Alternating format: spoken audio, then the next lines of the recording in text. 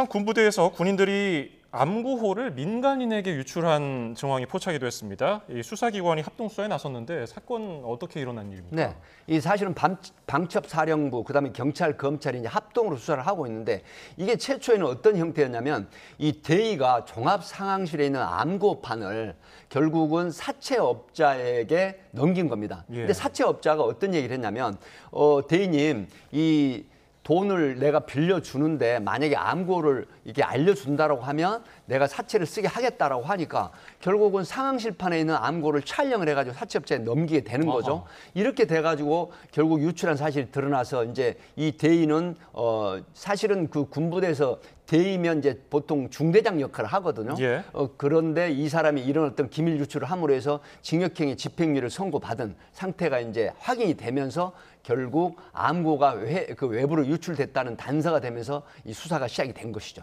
네, 지금 뭐 군대 다녀오신 분들은 다 알겠지만 잘 모르는 분들이 있으니까 암구호가 무엇이고 얼마나 중요한 건지 좀 설명을 해주시죠. 네, 이제 말씀하셨지만 암구라고 하는 부분은 어떤 보안이 유지되는 부대 조직원끼리만 전달을 받는 겁니다. 예를 들어서 적이 침투를 할 때 암구를 정해놓지 않으면 미리 어떤 단어를 정해놓고 예를 들어서 너구리 그러면 상대방이 너구리 대답을 하면 아군이라는 게 확인이 되잖아요. 그래서 통과를 시키거나 경계를 푸는데 그렇지 않은 경우에는 적이 암구를 모를 때는 예를 들어서 이제 경고를 하고 사살을 하거나 체포를 할 수가 있는 이런 형태이기 때문에 이 군사 시설 내에 침투를 막는 굉장히 중요한 요소이고 만약에 암구가 유출이 됐을 때는 어떤 중요한 군 시설이 뚫려버리는 보안이 이 뚫리는 형태가 되기 때문에 예를 들어 적군이 침투를 해가지고 암구 대고 들어와가지고 이 군사 시설 중요한 시설을 폭발한다거나 아니면은 아군을 상당히 다량으로 살상을 할 수 있는 정말 무시무시한 그런 어떤 삼급 기밀이라고 볼 수가 있겠습니다. 예.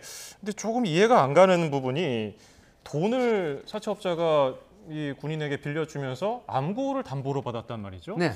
선뜻 이해가 안 가는데요. 그러니까 이제 이런 부분이 지금 수사를 하고 있는데 사채업자가 이 군시설, 소위 군사 내에서 통용이 되는 암구를 다른 조직이나 다른 어떤 북한 쪽에다가 넘겨버리면 이게 거대한 피해가 군에 이제 일어나고 보안이 뚫리는 상황이기 때문에 이런 목적으로 암구를 이 제공받고 돈을 빌려준 게 아닌가 하는 그런 생각도 들기 때문에 이 부분에 대해서 방첩사령부나 경찰, 검찰에서 합동으로 지금 수사를 하고 있다고 합니다.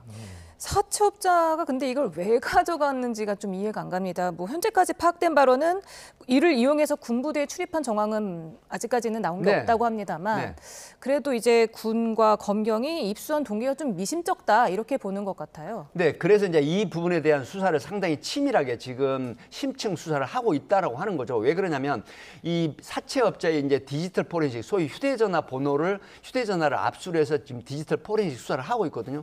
이 디지털 포렌식이라고 하는 부분은 이 전화가 만약에 3년이든 5년이든 소지만 하고 있는 상태에서 디지털 포렌식을 하면 모든 그 안에 담겨져 있는 이 메신저라든가 그다음에 어떤 워딩이나 사진이라든가 그다음에 상대방과의 통화 내역이 모두 드러나게 되거든요. 이렇게 됐을 때 만약에 북한이라든가 아니면 불순분자라든가 또 우리 국가나 군 시설을 이해할 수 있는 그런 어떤 사람들에게 불순한 사람들에게 넘어갈 수 있다. 이런 부분에 지금 디지털 포렌식을 수사를 하고 있기 때문에 아마 이 부분은 디지털 포렌식 조치가 끝나면은 이 사채업자의 목적이 드러날 가능성이 높다. 이렇게 봅니다. 예.